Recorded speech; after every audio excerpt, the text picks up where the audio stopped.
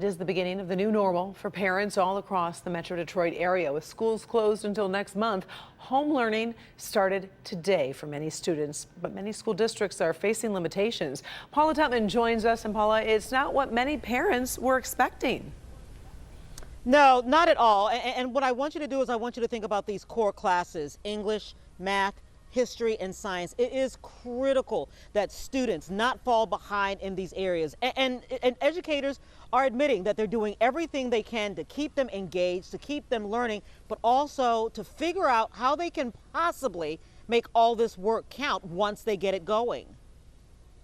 The fact of the matter is there is no one single plan from the state, partly because by state law, every student is entitled to the same level of education, which means those districts that are passing out learning packets and doing online classes are getting work to keep students' brains engaged and the learning muscles nimble and able, but the classwork is enrichment, not necessarily gradable.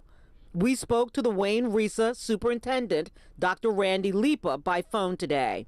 School districts will be providing remote learning, but it may not be to count as instructional time for, the state requirements as it relates to mandatory schooling. It just may not be mandatory and required in order to get a grade in the class or to count as instructional time. The Wayne County school districts have 275,000 students, including Detroit, Wayne Westland, Northville, Plymouth Canton, and all public and public charter schools in between, of which 60% are on free and or reduced breakfast and lunch programs, which can often be an indicator of the digital divide, less access to electronic devices and internet to participate in remote learning. We have to make sure that every student, every special education student, every general education student has the same level of opportunity. The same goes for Oakland County Schools and its 200,000 students in Royal Oak, the Bloomfields, Southfield, Rochester, and the like.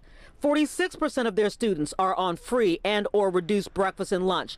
And in this district, Chris wants to know, what about college-bound juniors and seniors who can't just have enrichment learning, but need cold, hard grades to advance?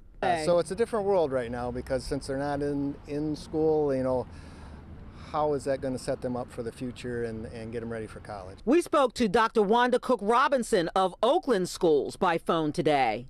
So I want parents and students to know that the superintendents are steadily looking at this issue, exploring, and that's why they may get a message today that is changed tomorrow, because the more information they get, the more changes they're making, so that we can make this a smooth instructional time for students.